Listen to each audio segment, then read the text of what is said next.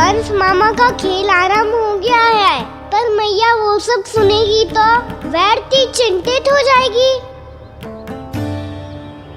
बस थोड़ा बाहर गया मैया, कछु खा लिए से। बाहर इस समय? मैया क्या होगा? मैया देखो ना, पीठ पे कछु हो रहा है। मेरा हाथ ना पहुंचो, आप करो ना।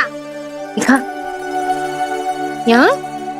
क्षमा करना मैया, पर अभी बाबा को ही संभालने दो ये सब।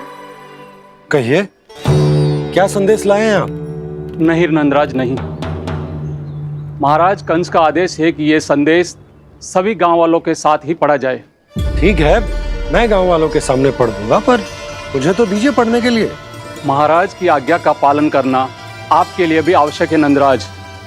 सभी गांव वासियों की सभा बुलाइए। बंसी, सभी गांव वालों की सभा बुलाओ। राजपत्र में ऐसा क्या संदेश भेजो है कंस ने? अब मेरे पत्र को पढ़कर सब भौचक के रह जाएंगे। और वो कृष्ण, उस कृष्ण के पांव के नीचे से तो भूमि खिसक जाएगी, आकाश फट पड़ेगा, बिजलियां गिर जाएंगी। प्राप्ति, ओ प्राप्ति, कंस का पुत्र स्वयं को बहुत अधिक शक्तिशाली समझता है ना वो। अब देखता हूं कैसे वो इस महासंकट का सामना करता है। वो कृष्ण, वो अपनी मृत्यु स्वयं चुनेगा या मृत्यु की वेदी पर चढ़ा देगा प्रिय वृंदावन वासियों को।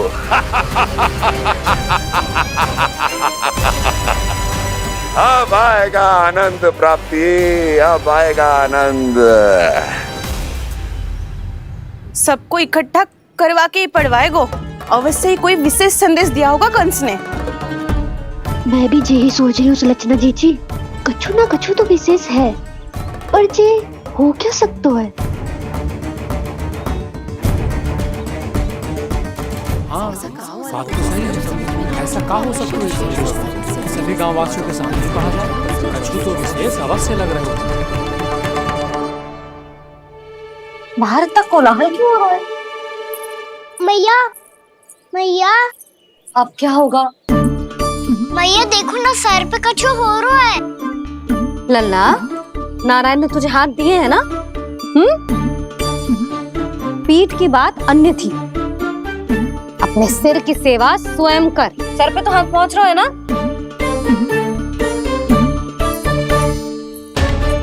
मैया सुनो ना, मैया देखो ना, तीव्र कर कछु हो रहा है।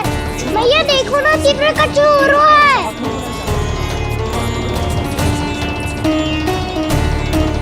सब लोग आ चुके हैं, अपना संदेश सुनाइए आप। गोपराज नंद और सभी वृंदावन वासियों को सूचित किया जाता है कि मथुरा अधिपति और आप सभी के महाराज कंस ने कल सुबह भव्य पूजा का आयोजन किया है। इसके लिए राज्य को वृंदावन के क्षेत्र के निकट यमुना नदी के मध्य में खिलने वाले 1 कोटि कमल के पुष्पों की आवश्यकता है। इसीलिए आप सभी को यह आदेश दिया जाता है कि ये सभी कमल के पुष्प प्रथम पहर से पहले राजसभा में पहुंचा दिए जाए।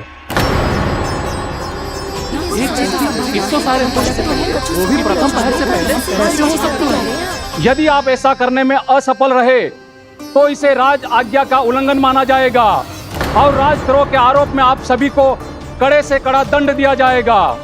स्मरण रहे, यदि कल की पूजा में इन 1 कोटि कमल के पुष्पों का ना पहुंचने के कारण कोई व्यवधान आया तो समस्त वृंदावन वासियों को दोषी माना जाएगा और पूरे गांव को निवासियों सहित धूल में मिला दिया जाएगा। कल प्रथम पहर तक का ही समय है आप सबके पास।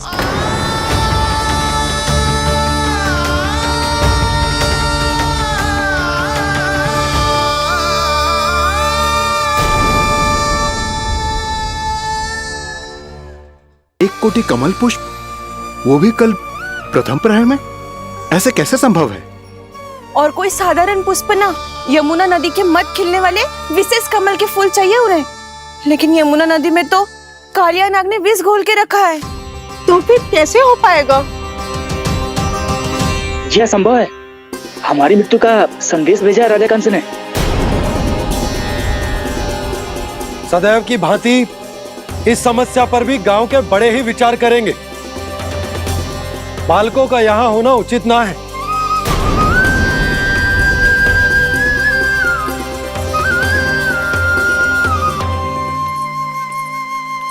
लल्ला ले जे गेंद ले, जा अपने सखाओं के साथ खेल। सुबह उज्जवल, मधुमंगल वसंता, देखो मैया ने क्या दिया है। चलो खेले, बहुत आनंद आएगा आज।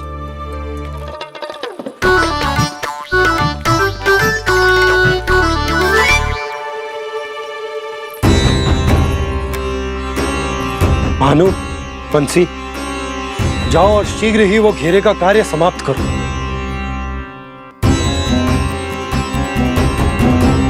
पर कछु ना कछु तो करना पड़ेगा ना। पर हम कर ही क्या सकते हैं? पुष्प लाने को और कोई उपाय है भी तो ना। मैं चला जाऊंगा जमुना जी में। वैसे भी मेरे जीवन के कितने दिन शेष बचे हैं। गांव के लिए, समाज के लिए कुछ करके मरूं, तभी तो शांति मिलेगी। ना काका, यदि आप उस विषैले जल में छलांग लगा भी दोगे, किंतु 1 कोटि कमल पुष्प एकत्रित कर पाना आपके लिए संभव ना है। इससे अच्छा है कि मैं चला जाऊं। यदि मैं मर भी गया तो मेरे पीछे रोने वाला कोई ना है। किसी को कहीं जाने की आवश्यकता ना है। गोप नरेश होने के नाते ये मेरा कर्तव्य है कि मैं आप सबकी रक्षा करूं। नंदराज, आपको जाना है तो जाओ। हरिया, काका, भैया सब चले जाओ। लेकिन आपको पता है वहाँ का जल कितना विषैला है। आप लोग एक क्षण भी जीवित नहीं रह पाओगे। फिर कैसे इकट्ठा करेंगे 1 कोटि कमल पुष्प? आप बात तो सही कह रही हैं शांति। उस दुष्ट कंस ने ऐसी मांग रख के हम सबको फंसा दिया। हम में से कोई भी क्यों ना चला जाए और इस संकट का समाधान ना निकले को। कान्हा, बताना कौन सा खेल खेलें? गेंद पकड़ खेलते हैं। पर एक बात सुन लो सब, कोई भी तीव्र गति से ना फेंकेगा गेंद को। भैया ने फ्रेम बनाई है मेरे लिए। सब तैयार हो? हाँ।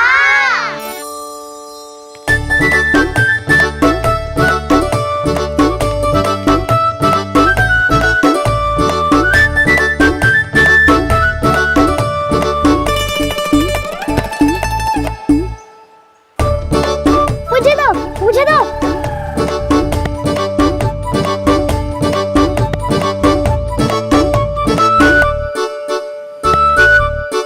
मुझे दो, मुझे दो।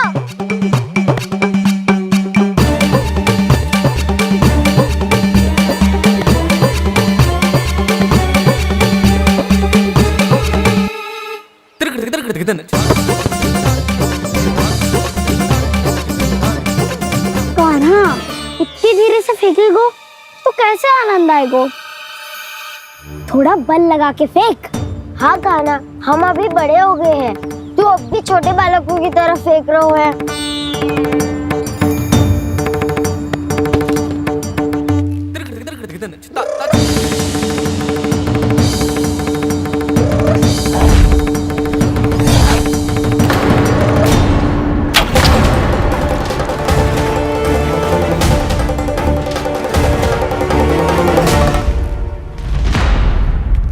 दीदी जी क्या करो कान्हा? गेंद तो डूब गई।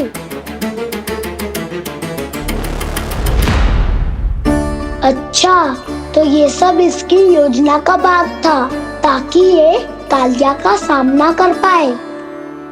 तुम सबने तो कही थी तीव्र गति से फेंको। देखो फिकवा दी ना मेरी गेम मुझसे नदी में। अब मुझे जाके लानी पड़ेगी। रुक जा कान्हा, रुक जा कान्हा। जी क्या बोल रहे थे कान्हा? इसमें तो बहुत संकट है। कोई भी संकट मेरी मैया का उपहार खोने से बड़ा ना है। बहुत प्रेम से बना के उन्होंने दी थी। हे नारायण, कोई उपाय समझ में ना आ रहा है। मैया, अब कैसे करेंगे हम अपने गांव की रक्षा? कीड़े पड़ेंगे उस दुष्ट को। यदि उसके कारण किसी के प्राण चले गए तो कौन सा फल मिलेगा उसे इस पूजा का? तुम सही कह रही हो यशोदा, और हमारे पास कोई और दूसरा विकल्प भी तो ना है। यदि हमने मथुरा की राज आज्ञा का पालन ना किया तो इसका दुष्परिणाम पूरे गांव को भुगतना पड़ेगा।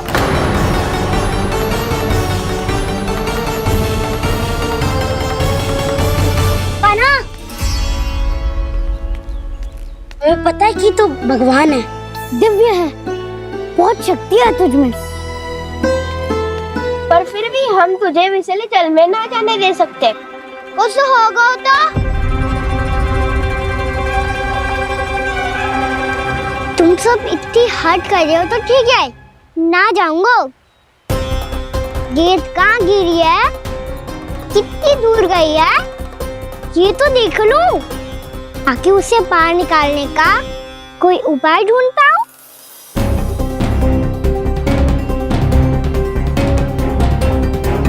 हाँ।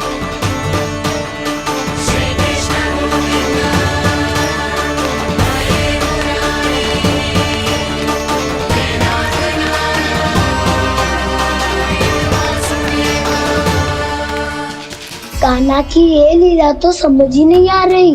पहले इसने देवश्री नारद को मथुरा जाकर कंस को भड़काने के लिए कहा, फिर स्वयं ही दुखी भी हो गया कि अब इसका रहस्य सबके सामने खुल जाएगा। और अभी स्वयं ही तो इसने कहा था कि गेंद बहुत महत्वपूर्ण है, फिर स्वयं ही उसे नदी के विषैले जल में फेंक दिया।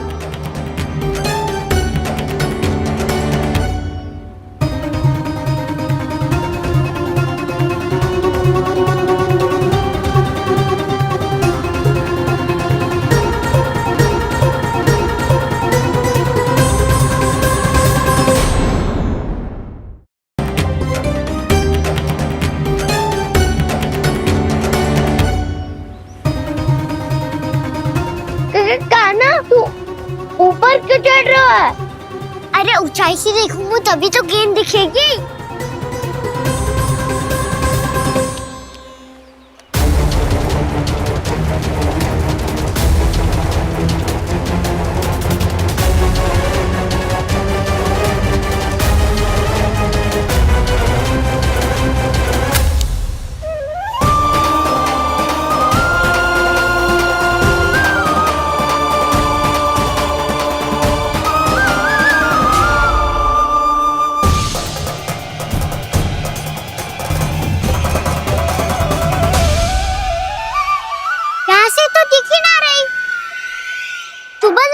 से फेंकी थी ना?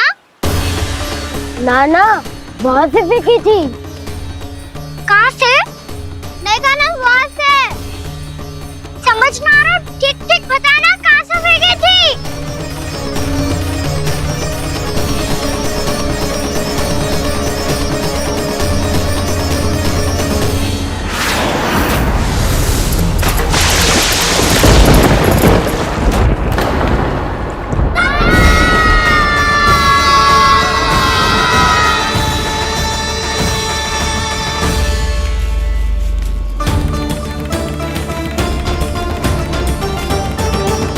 कालिया नाग के क्षेत्र में जाकर कोई भी जीवित वापस ना लौट सको।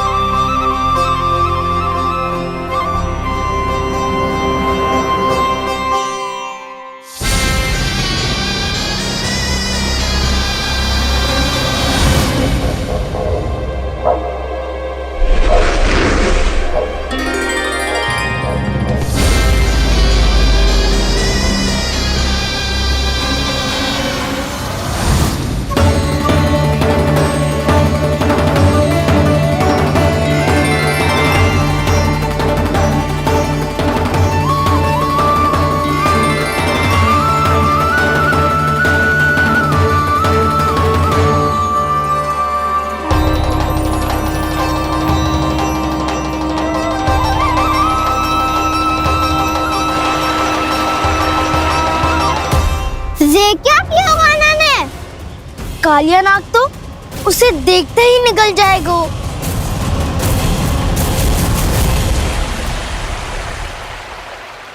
तो आरंभ से अब तक सब कुछ उसकी लीला का ही भाग था।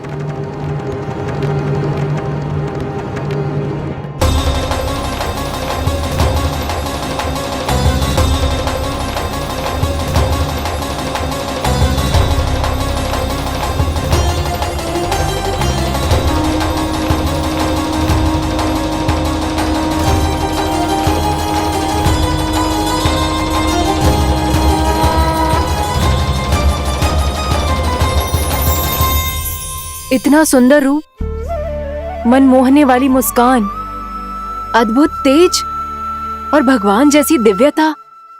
कौन हो तुम? हाँ, तुम्हें देखकर तो हम सब सम्मोहित ही हो गए।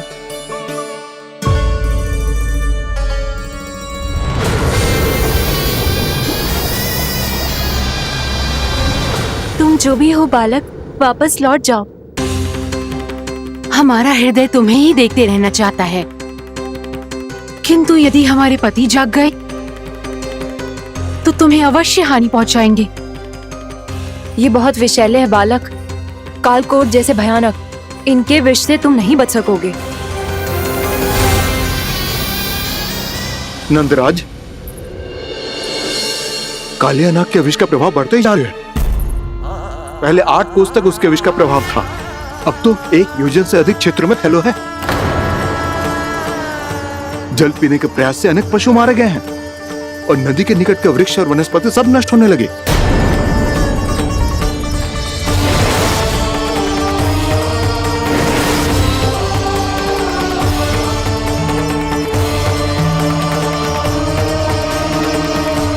इनके विष की तीव्रता इतनी अधिक है बालक कि इनके संपर्क में आने वाले को तड़पने का भी अवसर नहीं मिलता। इनके विष की अग्नि क्षण भर से भी कम समय में प्राणवायु को जलाकर राख कर देती है।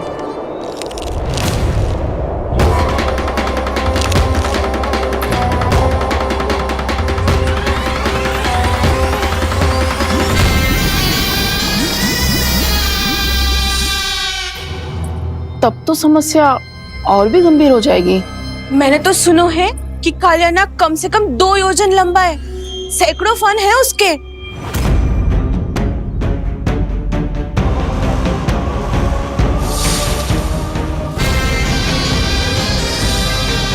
इसका अर्थ तो ये है कि हम दोनों ओर से फंस गए। एक और कंस को 1 कोटि कमल पुष्प देने जो कि कालिया नाग के क्षेत्र में पड़ते हैं, और दूसरी ओर उस कालिया नाग का विष यमुना जी के क्षेत्र में बढ़ता ही जा रहा।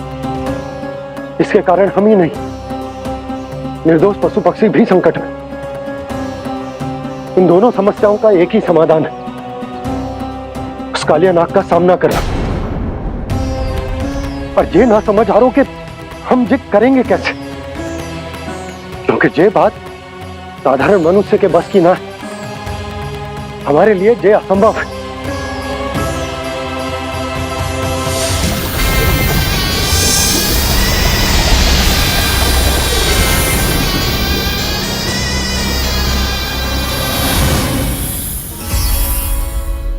अब तो तुमने अपनी आंखों से भी देख लिया बालक, ये कितने विषैले हैं। नींद में भी विष उगलते हैं। इससे पहले कि तुम्हें कुछ हो जाए, चले जाओ यहाँ से, मान लो हमारी बात। आप सब मुझे जानती भी नहीं और फिर भी मेरी इतनी चिंता कर रही हैं आप। माँ की ममता भेदभाव नहीं जानती। तुम भी किसी के पुत्र हो और हम सब भी माँ हैं। एक माँ को हर बालक में अपनी ही संतान दिखाई देती है, इसलिए हम तुमसे विनती करते हैं, वापस चले जाओ, बचा लो अपने प्राण। मेरी चिंता मत कीजिए, मुझे कुछ नहीं होगा। होगा, अनर्थ होगा यदि ये उठ गए तो।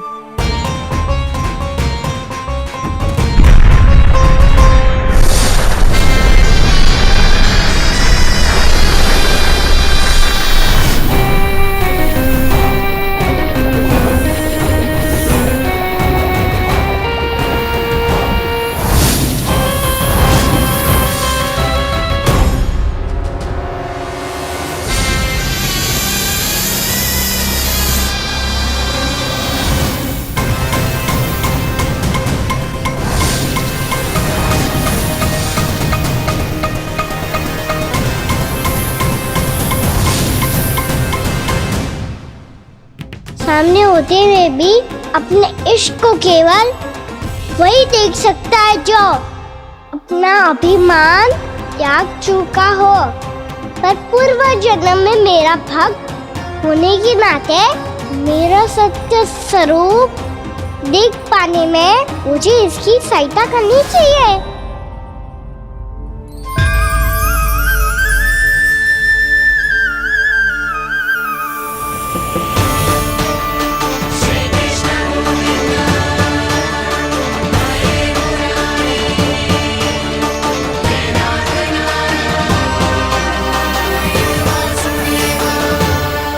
देखो हमारा छोटा सा कान्हा कैसे डट के खड़ा है, इतने विशालकाय, इतने महाभयंकर सबके सामने।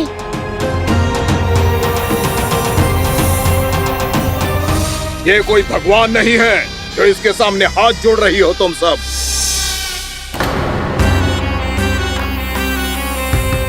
एक सामान्य साधारण बालक है ये, जो ये तक नहीं जानता कि इसके सामने है इसका काल, कालिया। तू कौन है बालक?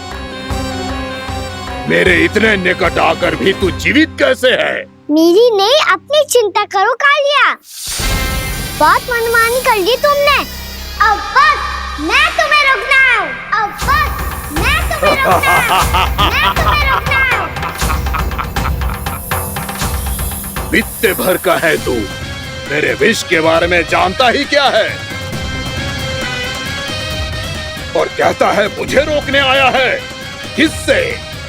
किससे रोकना चाहता है तू मुझे? मुझे क्रोध दिलाने की भूल मत कर बालक। अपनी फुंकार से ही तेरी इस मुस्कुराहट को अंतिम मुस्कुराहट बना सकता हूं मैं। शीघ्र बता, कौन है तू और किसने भेजा है तुझे? तुम्हें आवाज भी है कि अपनी पुकारों से तुम कितना विष भूल चुके हो। पवित्र यमुना नदी को कितना दूषित कर दिया तुमने। और यही नहीं, तुम्हारे कारण निकट के जीव जंतुओं, वृक्ष, वनस्पतियों सबको हानि पहुंच रही है। तो क्या? मुझे उससे क्या? मुझे है आपत्ति है मुझे तुम्हारे इस व्यवहार से, और इसीलिए तुम्हें यहाँ से जाना होगा। यहाँ से जाना होगा।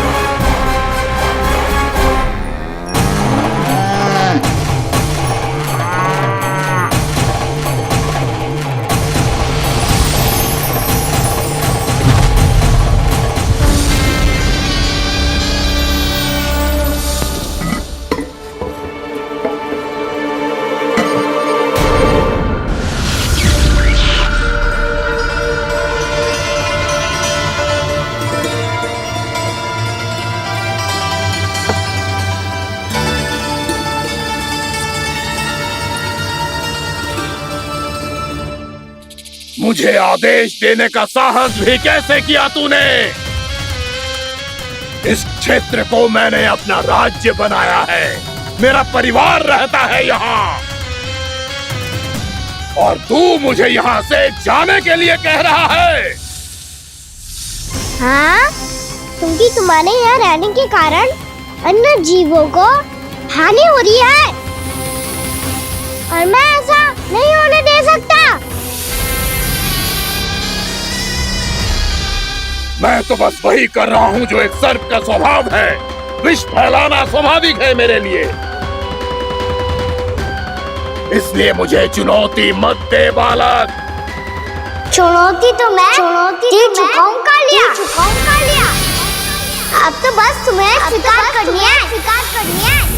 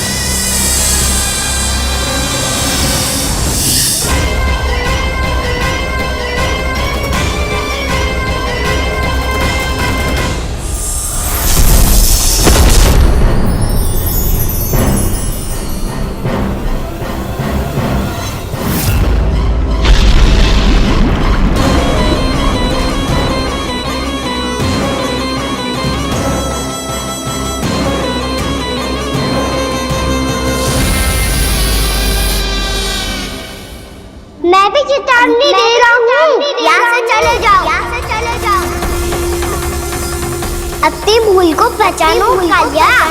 तुम जो कर रहे हो अनुचित है।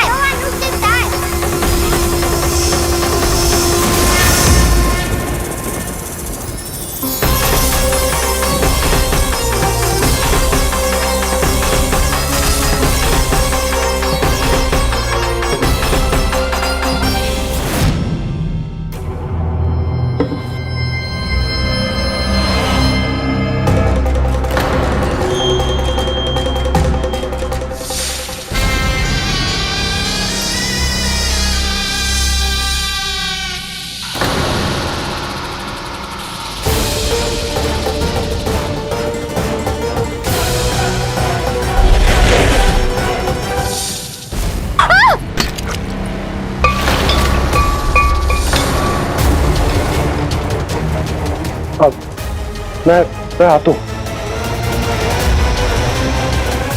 क्या हो गया सुधा? मुझे आवाज हो रहा है जी, कछु ना कछु गड़बड़ है।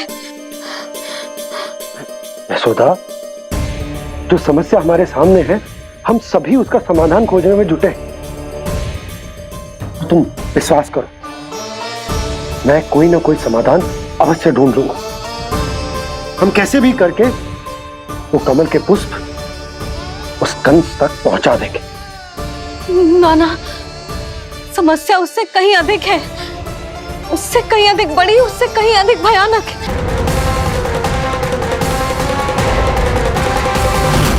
विस्की ये बूंद से ही सबके प्राण चले जाते हैं। इसने तो विस्की धारियां फेंकी है खाना पे। कान्हा कैसे बच्चे को अधिक विष से? इसका विष तो क्या, ये सर स्वयं भी छू तक नहीं पाएगा हमारे कान्हा को।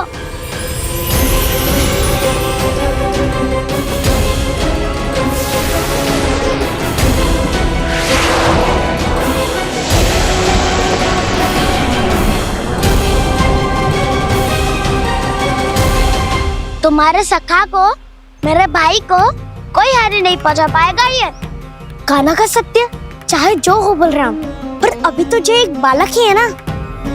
देखो कैसे विष के कारण स्थिर हो गया है।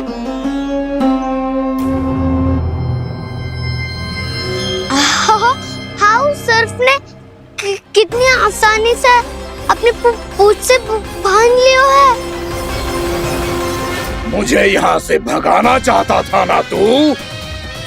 अब मैं तुझे दिखाऊंगा अपना सामर्थ्य। ये मूर्ख किसे बांधना चाहता है अपनी पूंछ में? उन्हें जिनका विस्तार सारे ब्रह्मांड में है, या उन्हें जो स्वयं अनंत है? पर देवराज, प्रभु ऐसा करने ही क्यों दे रहे हैं कालिया को? आप सब भूल रहे हैं देवगण, कालिया पूर्व जन्म में प्रभु का बहुत बड़ा भक्त था। उसी भक्ति का फल मिल रहा है अब इसे। वैसे भी भक्तों के मन का भाव सबल हो तो भगवान तो सहज ही बंध जाते।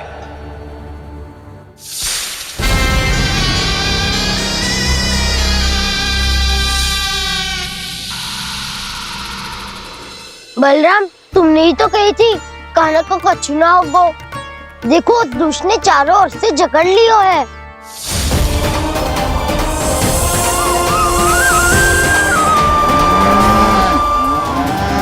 ये क्या कह रही हो तुम? जसोदा जी, क्या हुआ? घबरा क्यों रही हो आप? सुलक्षणा, मुझे आभास हो रहा है कुछ बहुत बड़ी अनहोनी हो गई है। नंदराज, नंदराज, नंदराज!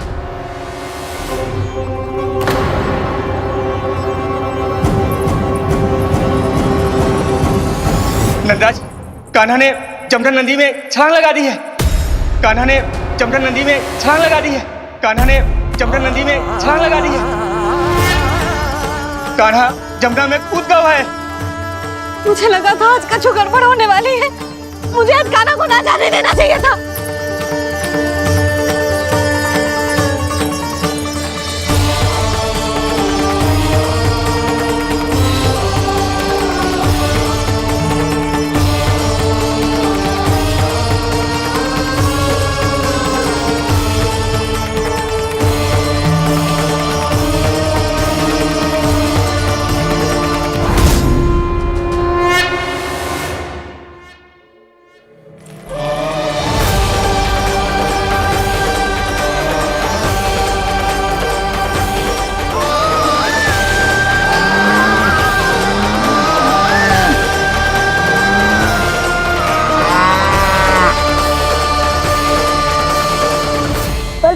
दूसरे कछु करो ना।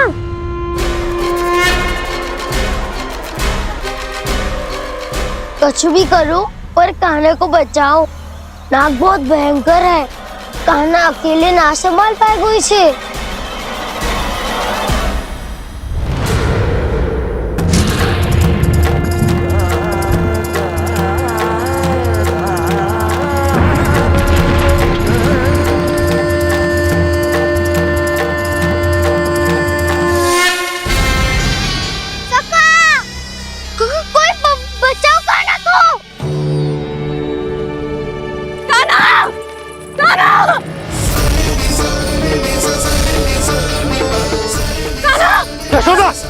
यशोदा रुको। छोड़ दो मुझे, छोड़ दो मुझे। जीजी संभालो, बावली हो गई क्या?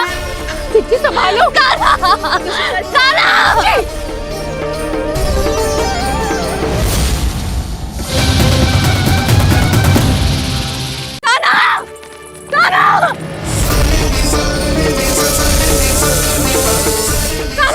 यशोदा, यशोदा रुको। छोड़ दो मुझे, छोड़ दो मुझे। जीजी संभालो, बावली हो गई क्या? जीजी संभालो। कान्हा, कान्हा। देखो अब कैसे तुम्हारे अस्थियों को तोड़कर छोटे छोटे टुकड़ों में बदल दूंगा मैं।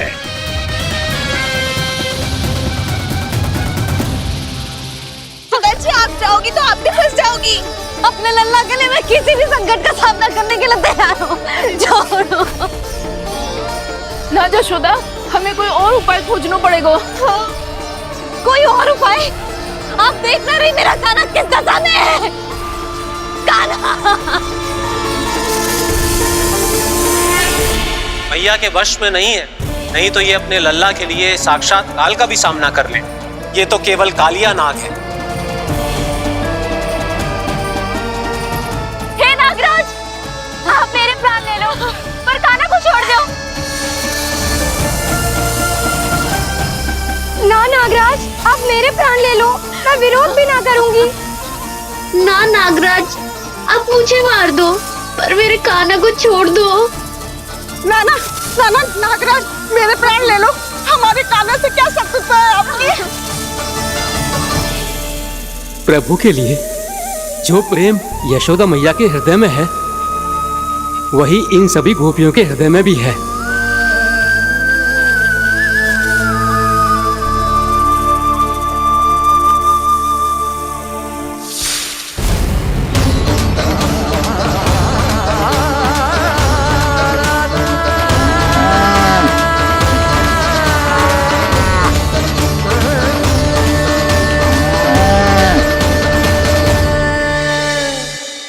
यशोदा, यशोदा, देखो इन गोपियों को, इन गैयाओं को। इन सब के मन में भी तुम्हारी भांति ही ममता भरी हुई। वो सब भी कान्हा से उतना ही प्रेम और स्नेह करती है, उतनी ही ममता से भरी हुई है जितनी कि तुम। तो तुम ही सोचो, जिसके साथ इतनी ममता और इतना स्नेह, इतना प्रेम, उसका कोई क्या कर सकता है? उस कालिया नाग का वेश इस सब आशीर्वादों के सामने कछु ना है। कछु करो जी। उसे बोलो वो मेरे प्राण ले ले, मेरे कान्हा को छोड़ दे। यशोदा,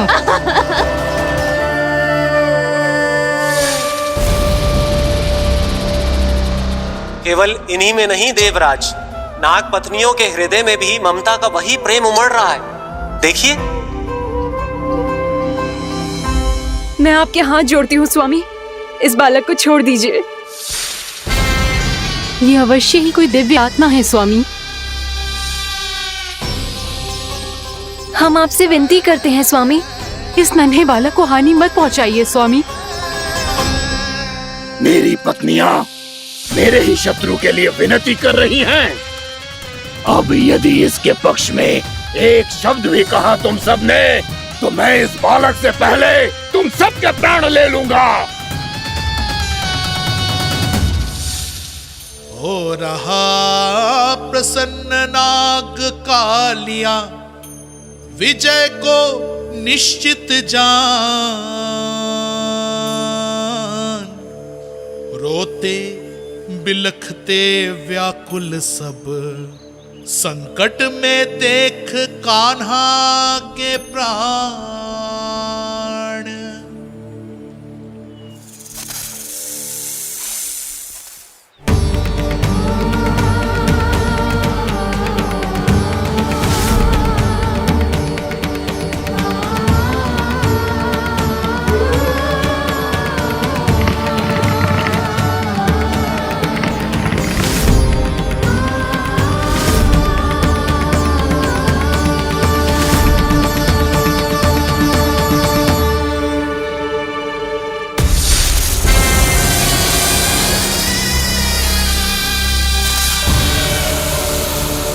कुछ करो जी, मेरे लल्ला को बचा लो, कोई तो कुछ करो।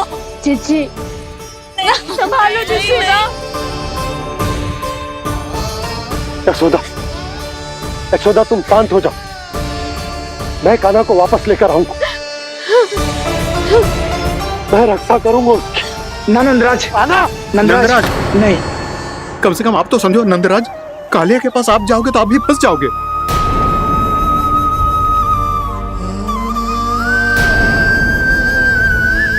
बलराम, तेरा भाई इतनी भीषण संकट में है और तुझे जरा भी दुख ना हो रहा? क्या आप सब अब तक नहीं समझ पाए कि कान्हा सच में कौन है? छोटे बाबा, आप तो उसका सत्य जानते हैं ना?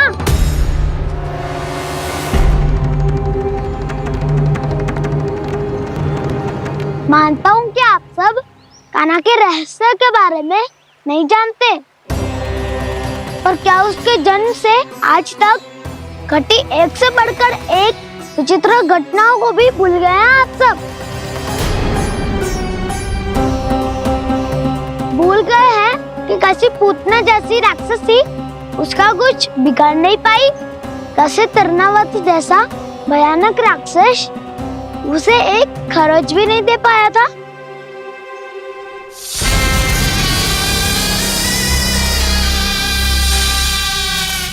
आप सबने अपनी आंखों से देखा था ना, बकासुर से कान्हा की रक्षा करने देवता स्वयं आए थे, पर सत्य तो ये है कि वो सभी देवता भी उस असुर के सामने असमर्थ हो गए थे।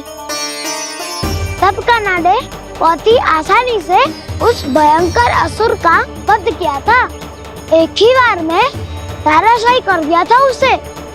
तो आप सभी सोचिए, बार बार ऐसे असाधारण कार्य करने वाला बालक साधारण कैसे हो सकता है? अब तो आरंभ से ही सारा सत्य जानते हैं छोटे बाबा। रहस्य छुपाने में सदैव कान्हा की सहायता करते आए हैं आप, और आज आप स्वयं ही उसके सत्य को भूल रहे हैं। और तुम सब भी तो जानते हो कान्हा की शक्तियों के बारे में, तो क्या तनिक भी विश्वास ना है अपने सखा पे? बलराम जी, तू क्या कह रहा है? मैंने जो कहा उसका एक एक शब्द सत्य है छोटी माँ। यदि प्रभु की इच्छा हुई तभी कुछ ही क्षणों में सब कुछ अपनी आंखों से स्वयं अनुभव कर लेंगे आप।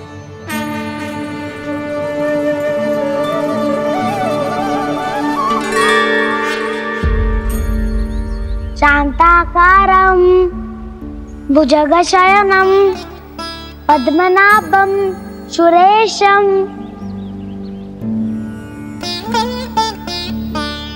विश्वाधारं गगनसदृशं मेघवर्णं शुभांगं लक्ष्मीकान्तं कमलनयनं योगी वीरध्यानगम्यम्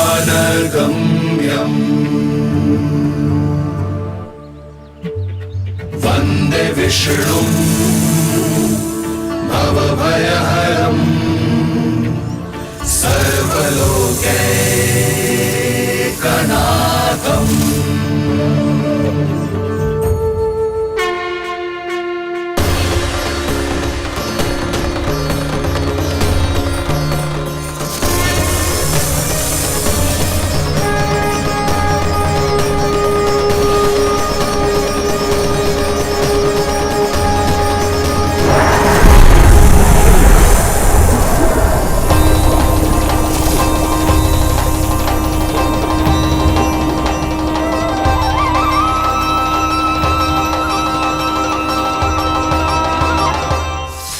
क्या लगता है बालक कि तू मेरी जकड़ से निकल गया तो अब बच जाएगा तू?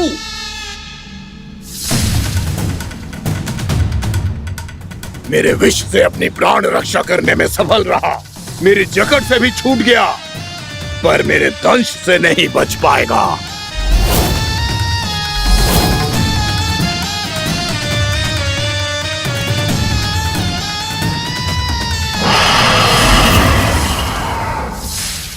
अब भय से भाग रहा है, पर मैं तुझे मृत्यु देकर रहूंगा।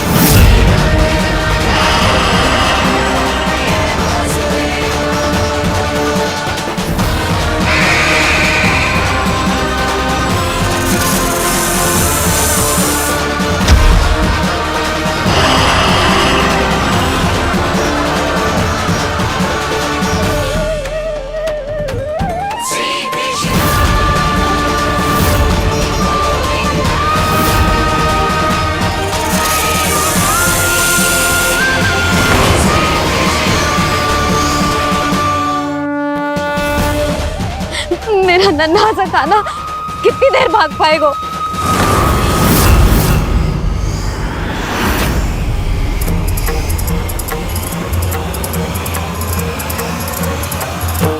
और कितनी प्रतीक्षा करोगे मेरी भक्त कालिया? भक्त नहीं, काल हूं मैं तेरा। जब अहंकार का मुकुट बुद्धि को ढक लेता है तो भक्त अपने भगवान को भी नहीं पहचान पाता। व्यर्थ की पहेली में मत उलझा बालक, ना मैं भक्त हूँ और ना तू भगवान।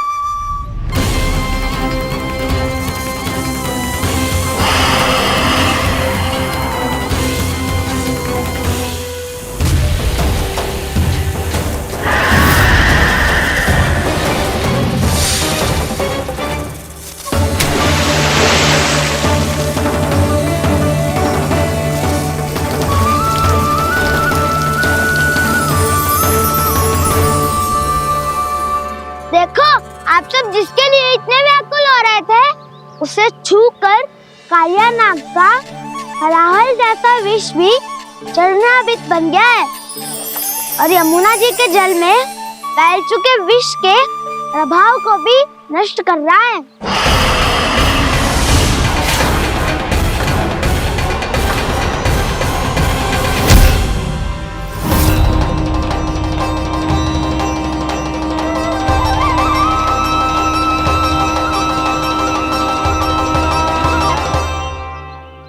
धर्म रक्षक, अधर्म विनाशक प्रभु श्री कृष्ण का कौशल सचमुच आदित्य है। नारायण नारायण।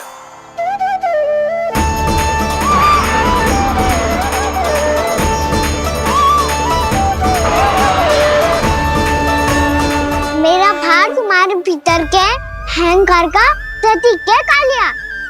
अब तुम्हारा अहंकार, तुम्हारा अभिमान मेरे पाँव के नीचे है और तुम्हारी पूंछ अर्थात तुम्हारे प्राण मेरे हाथ में। अब तुम क्या करोगे भक्त?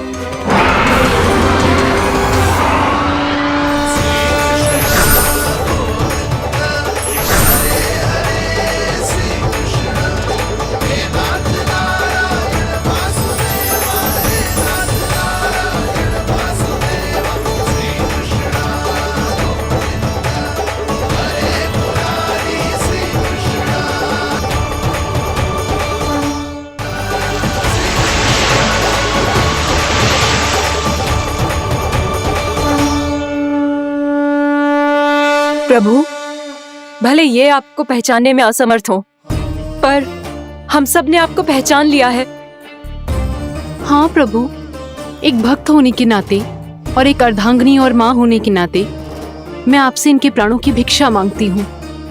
अपनी कृपा दिखाइए और इन्हें क्षमा कर दीजिए। आपके लिए मित्र और शत्रु में कोई अंतर नहीं प्रभु। उसी तरह आपकी कृपा और दंड में भी कोई अंतर नहीं। दोनों दया ही तो हैं, अकारण ही किसी को प्राप्त नहीं होती। हमें विश्वास है कि हमारे पति को मिला ये दंड कोई अभिशाप नहीं है, आपका वरदान है। ये सत्य है प्रभु कि इनसे बहुत से पाप हुए हैं। इनके विष से बहुत सारे जीव जंतु को हानि पहुंची है, पर अब आपके चरण इनके शीश पर पड़ गए हैं। ऐसी कृपा तो बड़े बड़े महान महात्माओं को भी दुर्लभ है, और इन्हें प्राप्त हुआ तो अवश्य ही ये किसी महान पुण्य का ही फल है। हे प्रभु, उन्हीं पुण्य कर्मों की शक्ति का आह्वान कर मैं आपसे विनती करती हूँ, इन्हें प्राण दान दीजिए। मैं अपने इस भक्त को क्षमा अवश्य करूंगी देवियों, यदि ये अपने अहंकार को त्याग कर मुझे पहचान ले तो।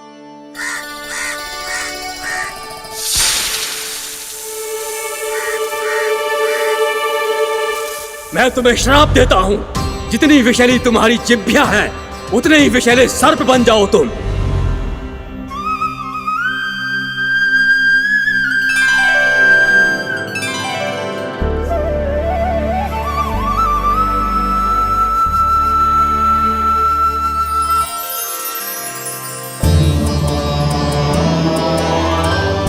नारायण, मुझे क्षमा कीजिए नारायण।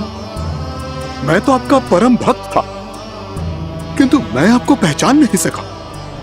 इसका दंड तो मुझे मिलना ही था, किंतु मैं अब प्रायश्चित करना चाहता हूं। इसके लिए यदि आप मेरे प्राण भी ले लेंगे तो भी मुझे कोई दुख नहीं होगा। मैं अपना जीवन, मृत्यु और अपना अस्तित्व सब कुछ आपको समर्पित करता हूं।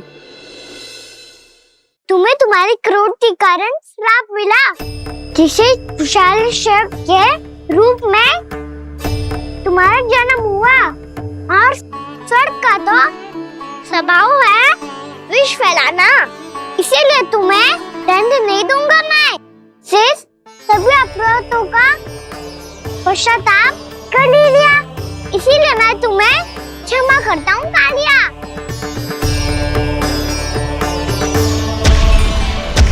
पर तुम्हें यहाँ से दूर समुद्र के बीच जाकर रहना होगा, जहाँ किसी निर्दोष का जीवन तुम्हारे विष से प्रभावित ना हो। मैं चाहकर भी आपकी इस आज्ञा का पालन नहीं कर सकता। मैं असमर्थ हूँ प्रभु, क्योंकि यदि मैं इस क्षेत्र को छोड़कर गया तो मेरी मृत्यु निश्चित है। आपसे क्या छुपा है प्रभु? आप तो जानते हैं कि सर्प जाति और आपके वाहन गरुड़ के बीच अनंत शत्रुता चल रही है, जिसका प्रारंभ नागों के द्वीप नागालय से हुआ था। उस द्वीप पर छोटे जीवों को निगल जाने के लिए सर्प थे और गरुड़ को सर्पों का स्वाद बहुत प्रिय था, इसलिए वो बार बार नागद्वीप जाने लगा था। पर इस कारण पूरी सर्प जाति उससे आतंकित हो गई थी, इसलिए जब भी गरुड़ वहाँ पहुँचता तो सभी सर्प छिपने लगते। जब गरुड़ को इसका आभास हुआ तो उसे बड़ा क्रोध आया और वो उत्तेजना में भरकर सर्पों का शिकार करने लगा। भूख ना होने पर भी उन्हें मारने लगा। अब सर्पों के प्राण हरना उसके लिए खेल बन गया था। इस भीषण समस्या का समाधान ढूंढने के लिए पूरी सर्प जाति महान सर्प वासुकी के सामने इकट्ठी हुई। हे महान वासुकी, हमारी सहायता कीजिए। नागद्वीप पर गरुड़ ने आतंक मचा दिया है। पहले तो वो हमें अपना भोजन बनाता था, लेकिन अब हम उसके खेल का साधन बन चुके हैं। भूख हो या ना हो, जब तब आकर वो हमारे प्राण हर लेता है। अनुचित हिंसा के इस प्रथा का आरंभ सर्पों ने ही किया है। पहले आप सबने पूरे द्वीप पर अधिकार कर लिया, फिर आहार के साथ साथ आनंद के लिए भी आप सभी ने निर्दोष जीवों की हत्या की। और जब सृष्टि का संतुलन बनाए रखने के लिए गरुड़ आपको अपना आहार बनाने आया, तो आप सब अपने प्राणों की रक्षा के लिए छिपने लगे। तो फिर गरुड़ का उत्तेजित होना तो स्वाभाविक ही था। नागनाथ, जो हमने अन्य जीवों के साथ किया वही अब हमारे साथ हो रहा है, परंतु ये भी तो सृष्टि के संतुलन के विरुद्ध ही है ना? अवश्य है, इसलिए मैं गरुड़ से चर्चा करूंगा। धन्यवाद प्रभु।